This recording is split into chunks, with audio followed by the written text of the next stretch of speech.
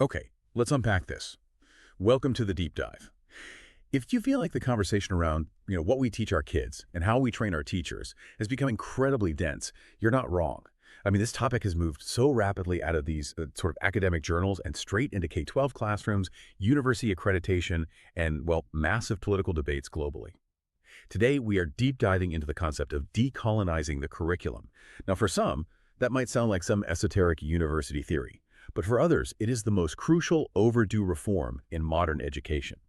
Our mission today is to synthesize a whole stack of critical sources. We're talking everything from foundational philosophical texts to practical case studies from schools in California and Canada to give you a really comprehensive understanding. We need to know. First, what is this underlying structure of power that decolonization is trying to dismantle? Second, we'll look at some concrete, often really painful historical examples of erasure to understand why this necessity is so deeply felt. And finally, what tangible day-to-day changes are educators implementing right now? We're not just looking at the theory here. We're looking at the actual application. It's such a vital conversation. And I think, understanding decolonization means you have to go beyond just simple inclusion or diversity. It's a multi-layered process. It's about recognizing and then actively dismantling the power dynamics and the knowledge paradigms that have been in place for centuries. And these are dynamics that perpetuate racial, gender, and geopolitical hierarchies. So we're talking about the very architecture of how we think. Exactly. And if we bring this idea down to the level of, say, the classroom and the textbook, we are confronting a powerful fact. For most of modern educational history, the curriculum has overwhelmingly reflected the views, the history, and the achievements of the dominant social group. Which is, in this context, mostly people descended from European settlers. Precisely. So if the curriculum is supposed to be a mirror, it's really only reflecting one face back at the students. That's a perfect way to put it. And when that happens, you establish a very narrow, monocultural and exclusionary view of the world. It's a system where others, and by that we mean Black, Indigenous, and people of color, as well as women, they either exist only on the margins or they're presented through a framework that always centers the colonizer's perspective. Right. So decolonizing is about ensuring the views, histories, philosophies, and voices of marginalized and Indigenous groups are heard, acknowledged, and treated as equally valid forms of knowledge. But here's the really crucial point. While this effort is fundamentally about centering those marginalized experiences, an educational approach that offers a broader, more accurate, and more complex worldview ultimately benefits every single member of society. So it's not a zero-sum game. Not at all. It's about creating a truly humanizing learning process that moves all of us toward a much richer understanding of what truth even is. That distinction feels incredibly important. It's not just about, adding a non-Western author to a reading list. Yeah. It's about shifting the entire framework of how we decide what counts as knowledge in the first place and who we consider qualified to transmit it. Exactly. And to understand why that shift is so difficult and why it's met with so much resistance, we have to look at the historical and sociological context that shaped the educational system to begin with. Okay. This takes us to the philosophical root of the whole problem. And that takes us directly into understanding this sort of invisible structure we're trying to dismantle. It's not just about the specific historical actions of colonization centuries ago. No, it's about the continuing self-replicating structure that persists today. Right. This is where we really need to introduce the foundational work of the Peruvian sociologist Aníbal Quijano. He realized that even after political independence was achieved across all these formerly colonized nations, the systemic problems remained. They didn't just go away. So the formal colonial government leaves, but the system stays in place. The system stays. He termed this ongoing structure the coloniality of power. Think of it this way. Historical colonization was the physical act, the invasion, the theft of land, the occupation. Coloniality of power is the structure of management and control that was installed and continues to operate invisibly long after the colonizers ostensibly left. It's like the software that was left running on the machine. That's a great analogy.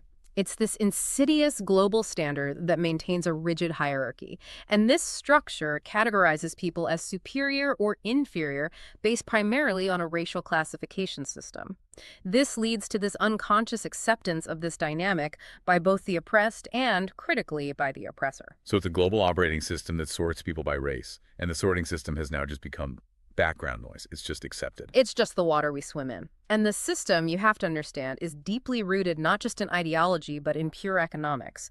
Our sources really emphasize that the concept of race itself was largely a social construct. That's social construct. Yes, created by the Western world in the 16th and 17th centuries, specifically to secure economic gain. That's a powerful claim, that race was basically invented to facilitate exploitation. It was. I mean, think about the need for free, forced labor through slavery to fuel the burgeoning industrial and agricultural economies of the time. You needed a system of classification that justified treating one group of people as actual property and another group as fully human. You needed a story to tell yourself. You needed a story, an entire worldview.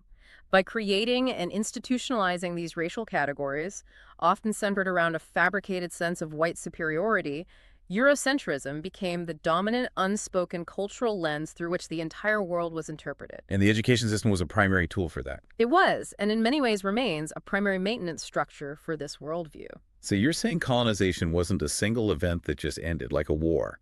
It was a sustained project with multiple cumulative phases of harm that built on each other. That's a crucial distinction, and our sources help us break this down really clearly. We can look at this process as involving two distinct generations of harm. The first generation was the most visible, the physical taking of assets, the land, the resources, and, of course, the bodies of the people. This is the history most people think of when they hear the word colonization. Right, the boots on the ground. Exactly. But the second generation of harm, which is so relevant to our conversation about education, was the colonization of minds. Yeah. This was achieved through the imposition of Western administrative systems, Western education, Western law, Western science, Western medicine.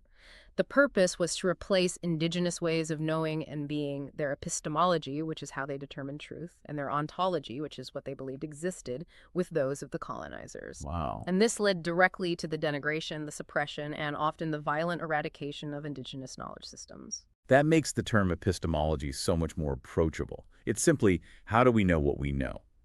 And the educational system was designed to tell colonized people that the colonizers' way of knowing was the only valid way of knowing. Precisely. If you control the knowledge system, you control the worldview, and you secure the continuation of that coloniality of power. And if this structure is still operating exactly as it was intended to, what evidence do we see today that these disparities are still being maintained? Well, you can see it in basically every measurable outcome.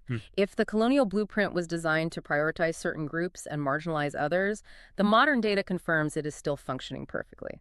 I mean, just look at the socioeconomics in the U.S. 39% of African-American children and adolescents and 33% of Latino children and adolescents are living in poverty. And that's compared to what for white children?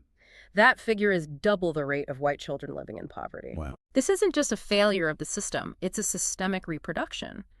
As one of our academic sources points out, the problem in education is not that the system is broken, which would imply it could be fixed with a few simple reforms. Right. The problem is that it's continuing to replicate the same kinds of results that it was originally designed to produce. The marginalization is an outcome, it's not an accident. Right. That is a fundamental reframing of the problem. If the system is operating exactly as intended by its colonial blueprint, producing certain outcomes, marginalizing certain people, prioritizing a singular perspective, then true reform requires more than just tinkering around the edges. It demands dismantling that blueprint and building a new one based on different shared epistemologies. This brings us to the next stage of our deep dive. If that colonial framework is invisible in the structure, let's turn to where it becomes brutally visible. Specifically, in the stories we tell our children about the past. How does this coloniality manifest in specific educational content? Here's where it gets really interesting. Because the historical curriculum is often the primary vehicle for perpetuating national myths. The historical narrative is absolutely where the colonization of the mind is most clearly exercised. In the U.S. context, one of the starkest, most undeniable examples of this kind of structural violence through education comes from the late 19th and early 20th centuries. The federal boarding school system. The boarding schools? Yes. And the Carlisle Indian Industrial School in Pennsylvania, founded by Richard Henry Pratt in 1879, it really serves as the ultimate case study of assimilation by force, mandated and financed by the U.S. government. And Pratt's philosophy is just horrifyingly blunt. It leaves absolutely nothing to interpretation. Pratt's goal was total forced assimilation. His infamous quote sums up the entire philosophy of using education as a weapon. The Indian must die as an Indian and live as a man. Just wow. The entire system was predicated on this assumption that if they destroyed the traditional identity and taught the students the new way of living, meaning the Eurocentric way, it would be ingrained in their minds and passed down through generations. So they were trying to effectively erase Native American culture from within. From within, exactly. And the methods used to achieve this psychological and cultural annihilation were instant and designed to shock the child into submission the moment they arrived. What do you mean by instant? I mean, they were designed for maximum trauma. Students were often forcibly taken from their families, sometimes hundreds of miles away, and Pratt was strategic about it. He often selected students from the most troublesome tribes, believing that if he could break their resistance, he could gain an advantage over those most likely to resist federal policy. So it was a military strategy, basically. It was, and the process began with the documentation of the before. The sources describe how before photos were taken to show the children as barbarians in their traditional dress. These would later be contrasted with after photos showing them dressed in military-style uniforms or Western clothing. Propaganda. Pure propaganda, meant to represent upstanding citizens. The destruction of identity was methodical then. It was immediate and systematic. Their traditional clothes were incinerated and replaced with regulation army attire or restrictive Western dresses. Their long hair, which often held profound spiritual or cultural significance, was immediately shorn to the tops of their ears. And the names. Their traditional names were replaced with Anglo-American names, John, Mary, William names, designed to sever their ties to their lineage and their history. Furthermore, they were violently separated from anyone who spoke their native language. Communication in the school required English, and teachers would use physical punishment, hitting, spanking, public shaming on any child caught speaking their native tongue. They reward compliance. Oh, yes. Children who obeyed the rules were publicly commended to reinforce immediate compliance. It was classic conditioning. The psychological toll of that forced erasure is, it's difficult for us to even fully grasp from our vantage point today. What was the internal experience like for these children? One former student, a man named Standing Bear, captured this crushing sense of loss and confusion perfectly. He stated that after the mandatory assimilation process, he felt he was no more Indian, but would be an imitation of a white man. An imitation of a white man. Devastating, isn't it? It confirms that the system successfully used education as a tool to remove a child's inherent identity and forcibly replace it with a manufactured, secondhand Eurocentric ideal. This wasn't education, it was cultural genocide in the service of the state. And that same process of erasure continues today, though, maybe more subtly packaged and cloaked in academic requirements. A crucial contemporary example is how Indigenous history is distorted or minimized in required K-12 public school content, particularly the curriculum surrounding the California missions. Yes. In California, the fourth grade curriculum requires a unit on the Spanish missions. And analysis of the required textbooks and resources found that the unit consistently perpetuates a severe distortion and erasure of the brutality experienced by the Indigenous people of California. It essentially renaturalizes colonization, presenting it as this inevitable, even benign or benevolent way of organizing the world. How does it do that? Well, the way the history is framed is often, as the sources say, incongruous with the historical record. For example, the representation of violence sometimes disproportionately focuses on the resistance of California Indians, portraying them as the perpetrators. And the Spanish as the victims. Exactly. The Spanish friars and settlers are presented as victims of hardship or even as heroic figures. Why is this specific distortion so dangerous in the long run? Because it is a core function of what scholars term the settler colonial curricular project of replacement. Okay, break that down. Settler colonialism is the specific project where the colonizer doesn't just exploit the labor or the resources, but seeks to replace the original population entirely and make the land their permanent home. To succeed, the curriculum has to control or erase indigenous knowledge to create a vacuum. By justifying the narrative that the land was discovered or that indigenous life was inherently inferior and needed replacement by a superior European model. The curriculum implicitly serves to justify the entitlement of the colonizers and their descendants to the land they now inhabit. Exactly. It's the mechanism through which the narrative justifies the dispossession for every subsequent generation. That moves the conversation from the classroom to the physical foundations of our institutions. We're talking about land and financing now. Absolutely. This dispossession is structurally woven into the very financial fabric of our higher education institutions. Let's look at the example of the state of Florida. When the governor signed a bill in 1851 to create the two original state-funded schools, which eventually evolved into the modern University of Florida and Florida State University, they were first financed by the Start's Seminary Land Fund. And where did that money come from? It was acquired through the sale and leases of nearly 100,000 acres of Seminole land. Wow. And this land was specifically dispossessed from the Seminole people through the Armed Occupation Act, implemented after the violent conclusion of the Second Seminole War. The institutions were literally built on the financial proceeds of land theft secured through warfare and displacement. That's a fascinating and deeply necessary connection to make. I mean, many listeners might hear institutional reform and think of endowment divestment or something like that, but you're pointing out that the original endowment was tied directly to racialized exploitation and land theft. It means there is no clean origin story. And this history is why so many institutions today are actively and publicly addressing these legacies.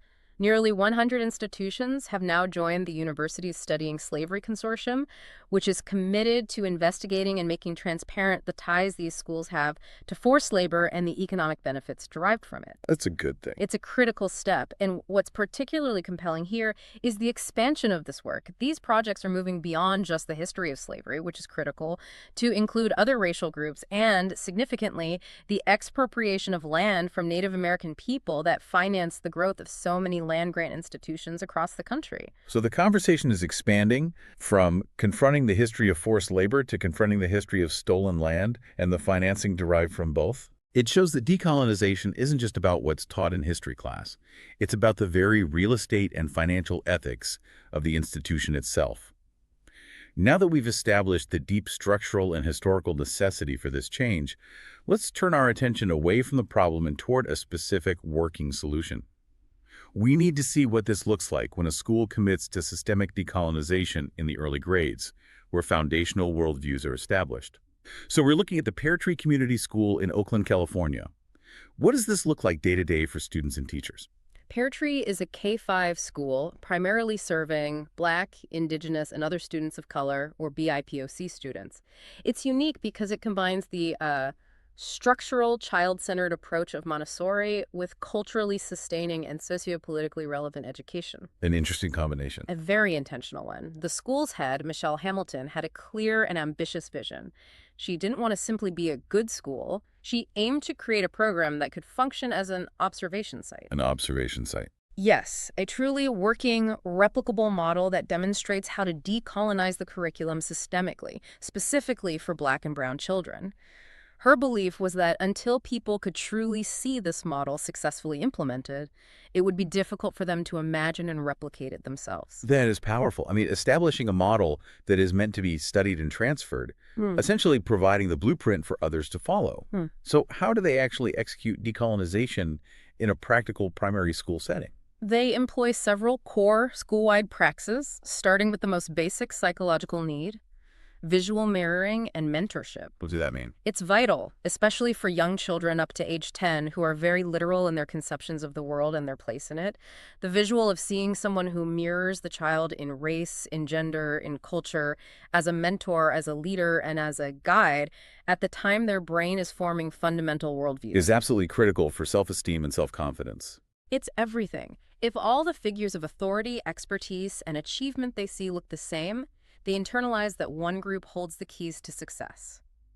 Pear Tree actively recruits and supports a diverse staff and leadership structure specifically to counter that. Okay, so beyond representation, how do they ensure the teachers, who are the primary agents of instruction, are equipped to deliver this deeply complex and sensitive education?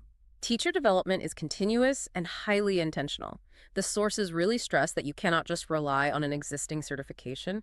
The teachers, who are either Montessori certified or hold a California credential, undergo in-service training focused explicitly on recognizing and reducing the implicit and explicit biases that they bring into the classroom. Which everyone has. Which everyone has. And crucially, this training is integrated. The teachers and the head of school meet twice a month, specifically for focused dialogue on the curricular elements of decolonizing the classroom.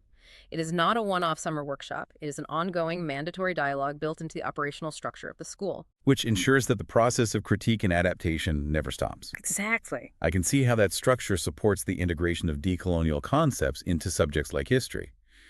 But how does that influence the actual, tangible, daily content of the curriculum in subjects beyond the humanities? They integrate decolonial perspectives directly into their enrichment program, making culture a core, active element of learning, not some optional elective.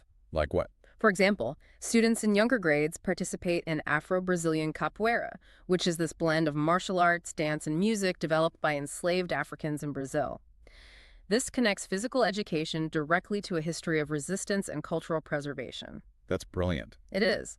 Furthermore, students in grades 2 and 3 have a world cultures music class that teaches songs and concepts in multiple indigenous and historically marginalized languages.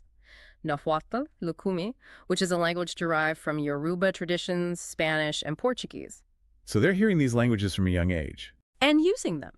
All children also participate in a weekly hip-hop class, recognizing hip-hop as a global culture and a form of youth resistance and storytelling. That is a profoundly holistic approach, where the body, the rhythm, and the language all contribute to a non-Eurocentric sense of self and community.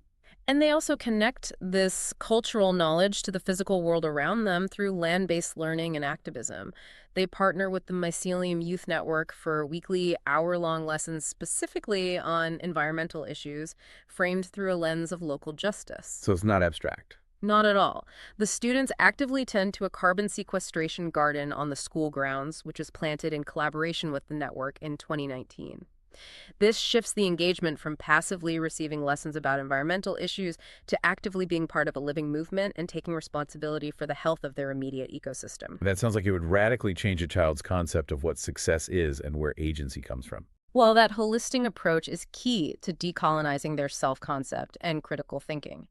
The school is actively trying to counter the colonial mindset, which tends to, separate, abstract, make distinctions, and create hierarchies. Right. This distance often fosters the celebrity idea that success or power or achievement is distant, perfect, and outside of you. So what's the decolonial counter-narrative they're instilling in these young students? The fundamental philosophical shift is internalizing the idea that everything I want comes first for me is within me first, and I just have to look in here. That's a big concept for a kid. It is, but they make it tangible. Instead of reading about historical figures exclusively from distant eras, the school focuses on living movements and contemporary changemakers, focusing on people who live where the students live or who are actively working in related causes. They focus on groups like the Sogorea Te Land Trust, which is an urban, indigenous, women-led land trust working to return indigenous land to indigenous stewardship. By focusing on living movements, they foster excitement and relevance. And it encourages students to recognize that the positive qualities they admire outside of themselves are something they can also nurture within themselves. Exactly. It's about agency and presence. That's a profound way to build self-worth and agency, especially for young children of color who may be constantly exposed to media that tells them they are only valuable if they conform to a very narrow standard. And their goals are also explicitly about preparedness. A stated goal is to prepare Black and brown children for a racist and toxic society. So they're not shielding them from reality. Quite the opposite. This means giving them the critical skills to engage with the world, not just intellectually, but defensively. They want students to be aware of what's missing when things are being taught or presented in media, and to have the capacity to navigate it gracefully and protect their integrity when they inevitably encounter racism, sexism, or heterosexism in middle school, high school, or college. So decolonization, in this sense, is both an academic framework and a survival strategy. That's a perfect way to describe it. That transition from early education preparedness to future survival skills is a powerful link. It really underscores the profound responsibility these educators feel. Now let's pivot. Moving into our next section, we need to broaden this scope beyond history and social studies, which are often the default entry points for this discussion. We have to look at how this work applies to fields often considered universal, objective, or neutral, fields like mathematics and science. Right. Decolonizing STEM is so necessary precisely because those fields are often taught within a strictly Eurocentric framework, presented as the only valid form of inquiry. And this presentation reinforces the colonial matrix of power, including racial hierarchies and the national superiority of the global North over the global South. The unspoken assumption is that modern science only truly began in Western Europe. So for science curriculum, what does decolonization look like in practice? It means two things. First, moving beyond Eurocentrism to incorporate global views of science, recognizing, for instance, the foundational contributions of ancient Egypt, the Islamic Golden Age, or specific indigenous agricultural and ecological knowledge.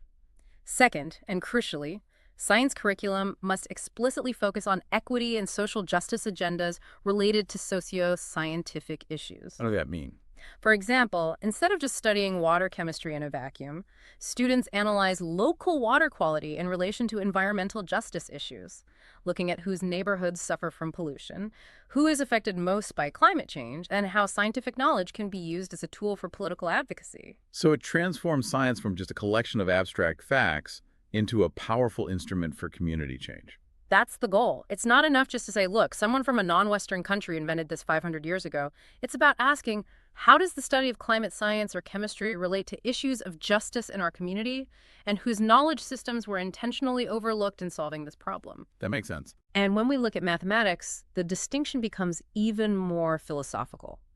We have to examine indigenous mathematics and epistemology. Western mathematics often abstracts numbers from their context.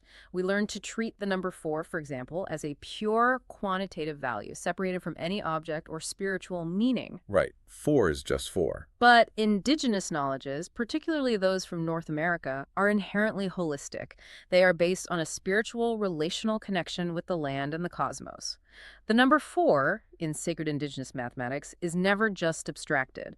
It is tied to the 4 directions, the 4 seasons, the 4 parts of life. So it has meaning beyond just the number. It is considered a spirit, and its representations are manifestations of the dynamics of the cosmos. That difference in perspective is immense. Give us a linguistic example that really captures that fundamental philosophical difference. A powerful example comes from the Potawatomi language, which is closely related to Algonquin. The traditional Western approach uses the static noun bay to describe a body of water. A bay is a passive thing. It's something to be measured, owned, or utilized. Okay. But in Potawatomi, to refer to that same entity, you would use the verb form, to be a bay, weekwigum. To be a bay. That implies movement, life, continuous action. It has agency. It fundamentally changes the relationship a human being can have with that geographic feature. In Potawatomi ontology, anything made by the earth, the rocks, the water, the fire, the land, is considered alive and is assigned personhood. Wow. They are referred to using the same animating verb, ya, as people are. So you are accountable to the bay because the bay is being the bay. That is profound. The moment you make nature active, alive, and deserving of personhood and accountability, the entire impulse to exploit it changes. It has to. Western thought, by relying on these static nouns, has enabled exploitation by rendering everything a resource. That difference between a static noun and a dynamic verb is everything when it comes to decolonization. And this worldview is what teachers, particularly in Canada, are trying to integrate into their practice. Driven partly by the Truth and Reconciliation Commission calls to action, they're moving away from purely procedural math instruction. So decolonial math practices involve celebrating BIPOC mathematicians, utilizing student-centered models like the thinking classroom, where students collaborate and take ownership of their learning, and using mathematics to interrogate social justice issues. Okay, let's talk about a concrete example. How can you teach, say, statistics from a decolonial lens? Well, one Canadian teacher who's featured in our sources created a detailed task using statistics to analyze the impact of government sanctions on Indigenous seal hunting. So the students weren't just calculating averages. Not at all. They were gathering and analyzing data sets related to economic viability, cultural practices, and political decisions. This task encourages students to explore the ethical, economic, and political implications of mathematics. It prompts conversations about who the sanctions affect most, why the government implemented them, and the role of systemic oppression and racism in how environmental policies are formulated and enforced. That is transformative. It Yep. moves math instruction beyond rote memorization into real-world social justice analysis. It does. The need for teachers to deliver this kind of complex, sensitive, and contextualized content leads us directly to the training challenge, though. Are educators actually prepared for this paradigm shift, which asks them to fundamentally rethink how they teach even STEM subjects? In many contexts, particularly the US and the UK, there is clear institutional resistance and tension. Our sources show that teaching environments often self-police out of fear, aiming to curtail any questioning of the status quo that might be perceived as radical or political. So teachers are scared. They are. They often lack the necessary support and, critically, the critical education in their pre-service training to challenge Eurocentric frameworks. They are given a Eurocentric toolbox and then asked to teach decolonized content. It creates a pedagogical challenge they are ill-equipped to handle without serious, continuous professional development. It sounds like Canada is responding to this lack of training with systemic policy changes, especially after the 2015 Truth and Reconciliation Commission, or TRC, report. That's a significant shift. The TRC report emphasized how K-12 curricula are dominated by Eurocentric ideologies to the exclusion of Indigenous worldviews, noting that this amounts to an ongoing structural harm. The TRC calls to action specifically recommended that schools develop culturally appropriate curricula and, crucially, that post-secondary institutions receive necessary funding to educate teachers on how to effectively integrate Indigenous knowledge and teaching methods. So it's a top-down mandate. It is, and many Canadian universities responded by making changes to their Bachelor of Education programs. Mandatory BEd courses are emerging across various provinces, with a heavy emphasis on cultural safety, building relationships with local Indigenous communities, and challenging settler biases. The goal is to make the process of deconstructing colonial ideologies an unavoidable part of becoming an educator. So the system is forcing future teachers to recognize and dismantle their own colonial assumptions before they ever step into a classroom. That's the idea. And globally, we can benefit from looking at Southern theory, meaning knowledge frameworks developed in the Global South, often in response to colonialism. For instance, we can look at the education reforms proposed by the poet and philosopher Rabindranath Tagore in India in the early 1900s. What was his critique? Tagore offered a sharp, detailed critique of the colonial model of schooling during the Victorian era, which relied heavily on rote memorization, endless rules of grammar, abstract number patterns, and actively discouraged critical thinking or creative imagination. He called this system suffocating. And what was his proposed alternative for decolonizing education in India? Tagore argued that learning should be inherently connected to the child's social and cultural environment. He called for decolonizing the schooling system by adapting teaching and learning from the ancient Indian Gurukul model. This model centered experiential learning in subjects like astronomy, medicine, philosophy, and the arts, all in a natural outdoor setting. It rejected the compartmentalization of Western academic disciplines and encouraged a deep connection to the child's actual context. So it was about fostering creativity and self-discovery over colonial obedience. Yeah. The core message seems to be that if we only train teachers using the colonizers' epistemology and curriculum framework, they will naturally replicate that same framework, even if they have the best intentions of being inclusive. Change has to start at the university level, where teachers are made. As this movement gains momentum and begins to transform institutions, from K-5 schools to university training programs, it inevitably meets resistance. And that's what we need to turn to now. What are the philosophical, psychological, and institutional barriers to implementation that educators are facing? The resistance often starts with what we call cognitive dissonance. When individuals encounter new historical information, say the brutal facts of the Carlisle School or the financial origins of their state university, that runs counter to the stories they heard growing up, they experience a deep psychological shock. It shakes their foundations. It does. And when this new history fundamentally challenges the idea that the current social structure is fair or earned entirely through merit, the response can be incredibly intense. This defensive reaction manifests in the form of political rejection, censorship, or legal challenges aimed at banning such curricula. Why does this challenge to history feel so violent to some people? Because people struggle to accept that the current structure benefits from a fundamentally racialized and unjust system.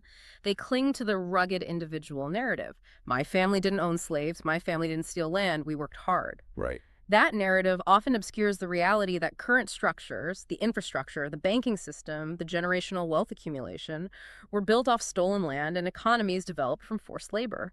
Accepting this truth requires a profound uncomfortable realignment of identity that many people are unwilling to undertake. And for teachers themselves, beyond the external political pushback, what are the internal practical barriers that prevent them from adopting a decolonial pedagogy? Well, settler teachers, meaning those who are not Indigenous and whose ancestors benefited from the colonial system, often cite a paralyzing fear of causing harm or offending students as a major barrier to implementing decolonial lessons. So they're afraid of saying the wrong thing. Deeply afraid. They worry about saying the wrong thing, especially when discussing sensitive Indigenous histories or cultures, and this fear is made worse when institutional support, training, and resources are scarce.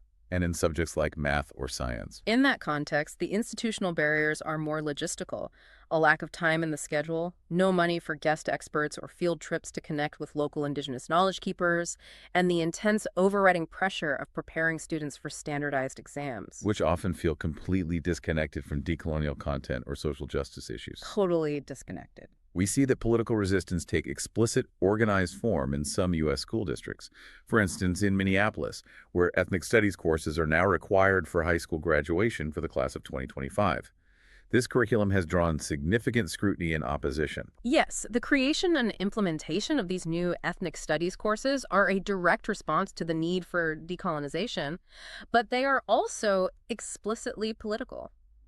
Some of these courses define themselves as anti-racist tools designed to foster critical engagement. For example, The Hmong Studies class includes a lesson on the pillars of white supremacy, which features a diagram equating capitalism alongside slavery and genocide as foundational elements of this power structure. that's a very strong claim to make in a high school class. It is. Furthermore, the class requires youth-led participatory action research, which translates to a form of social justice activism as part of the final project. It asks students to identify a problem in their community perpetuated by institutions and the logics of white supremacy, and then propose solutions.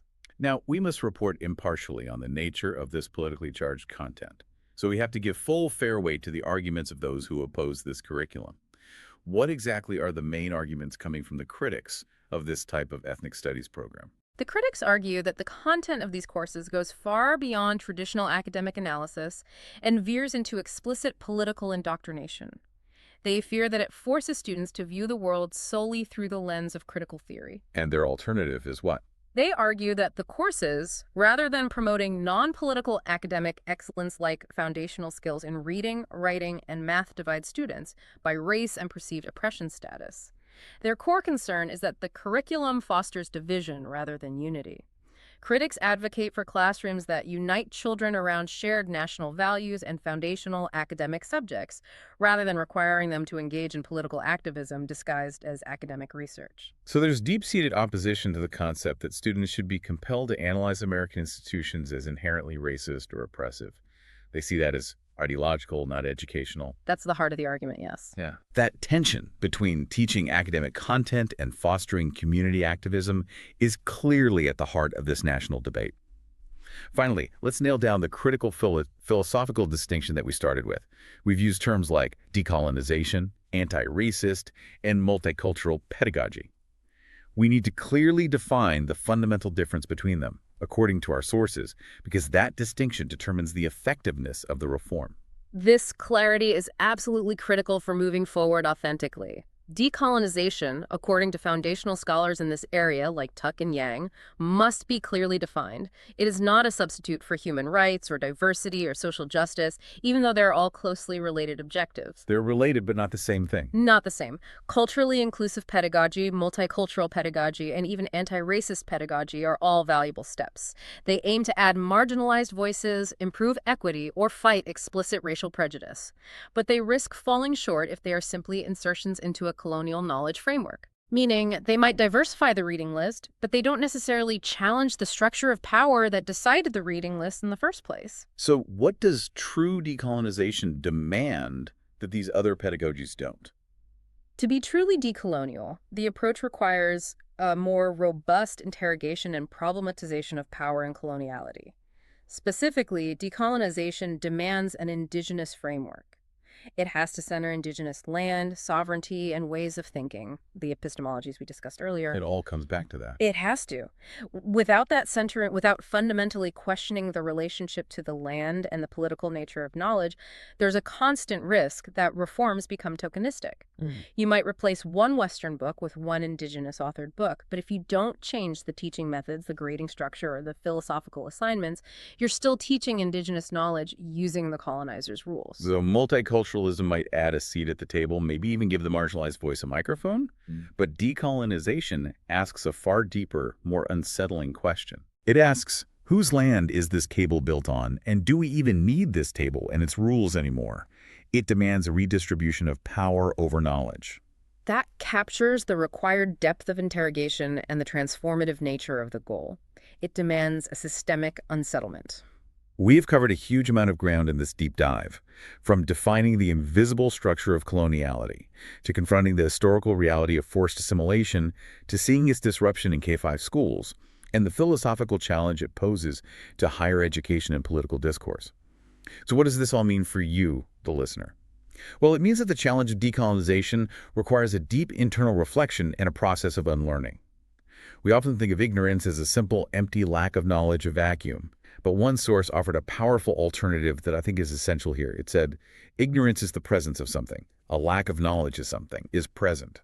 We've been actively indoctrinated by a system on what is considered normal and true, and that requires an active process of wrestling with fundamental questions about who we think we are and what we thought was true about our history.